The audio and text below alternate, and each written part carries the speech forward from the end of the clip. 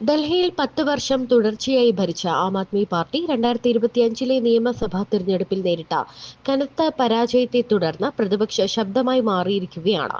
എന്നാൽ പാർട്ടി കൺവീനറും മുൻ മുഖ്യമന്ത്രിയുമായ അരവിന്ദ് കെജ്രിവാളിന് പ്രതിപക്ഷ നേതൃസ്ഥാനം ലഭിക്കാനുള്ള അർഹത പോലുമില്ലെന്ന് ജനം വിധി എഴുതിയതോടെ ആ സ്ഥാനത്തേക്ക് ഇനി ആര് എന്ന ചർച്ചകളായിരുന്നു കഴിഞ്ഞ ഏതാനും ദിവസങ്ങളായി ഉയർന്നിരുന്നത്. ആകാംക്ഷകൾക്ക് വിരാമം കുറിച്ച് അതിഷി മർലേനയെ പ്രതിപക്ഷ നേതാവായി പ്രഖ്യാപിച്ചിരിക്കുകയായിരുന്നു ആം ആദ്മി പാർട്ടി ചെയ്തത്.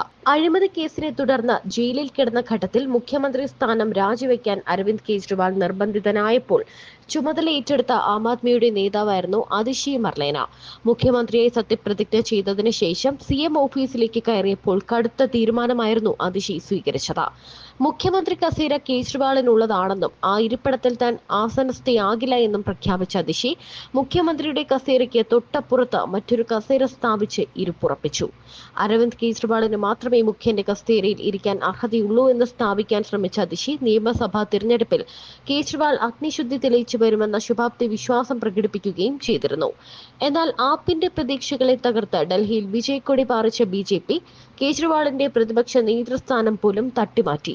നിയമസഭാ തിരഞ്ഞെടുപ്പിൽ ന്യൂഡൽഹി മണ്ഡലത്തിൽ നിന്ന് മത്സരിച്ച കേജ്രിവാളിനെ BJPയുടെ പർവേഷ് വർമ്മ തറപറ്റിച്ചു. കേജ്രിവാളിന് MLA സ്ഥാനവും സഭയിലെ പ്രതിപക്ഷ കസേരയും ഇതോടെ നഷ്ടമായി.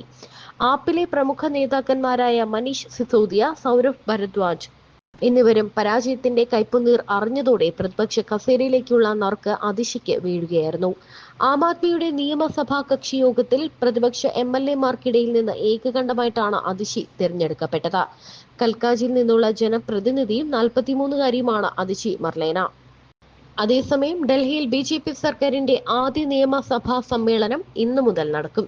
സ്പീക്കർ തെരഞ്ഞെടുപ്പിനും അംഗങ്ങളുടെ സത്യപ്രതിജ്ഞയ്ക്കും നേതൃത്വം നൽകാൻ അരവിന്ദ് സിംഗ് ലവ്ലിയെ പ്രോടൈം സ്പീക്കറായി തിരഞ്ഞെടുത്തു. മുൻ കേജ്രിവാൾ സർക്കാരിന്റെ കാലത്തെ ചെലവുകൾ വിശദമാക്കുന്ന CAG റിപ്പോർട്ട് 25-ന് സഭയിൽ വയ്ക്കും.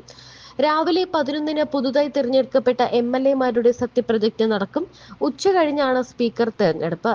മുതിർന്ന നേതാവും രോഹിണി MLA-യുമായ ബിജേന്ദർ ഗുപ്തയാണ് സ്പീക്കർ സ്ഥാനാർത്ഥി. ഫെബ്രുവരി 25-ന് ലഫ്റ്റനന്റ് ഗവർണർ VK സക്സേന സഭയിൽ നയപ്രഖ്യാപന പ്രസംഗം നടത്തും. തുടർന്നാണ് മുൻ മുഖ്യമന്ത്രി അരവിന്ദ് കെജ്രിവാളിന്റെ ആഡംബര ബംഗ്ലാവ് നിർമ്മാണത്തിന്റെ അടക്കം ചിലവുകൾ വിവരിക്കുന്ന CAG റിപ്പോർട്ട് അവതരണം. 27-ന് രാവിലെ 11 മണിക്ക് ലഫ്റ്റനന്റ് ഗവർണറുടെ പ്രസംഗത്തിനുള്ള നന്ദി പ്രമേയ ചർച്ചയും ഡെപ്യൂട്ടി സ്പീക്കർ തെരഞ്ഞെടുപ്പും നടക്കും.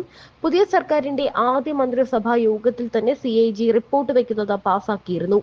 റിപ്പോർട്ടുമായി ബന്ധപ്പെട്ട സഭയിൽ ആം ആദ്മി പാർട്ടിയുടെ പ്രതിഷേധമുണ്ടായി. കഴിഞ്ഞ ദിവസം നടന്ന ആം ആദ്മി പാർട്ടി നിയമസഭാ കക്ഷി യോഗത്തിൽ മുൻ മുഖ്യമന്ത്രി അതിഷിയെ പ്രതിപക്ഷ നേതാവായി തിരഞ്ഞെടുത്തിരുന്നു.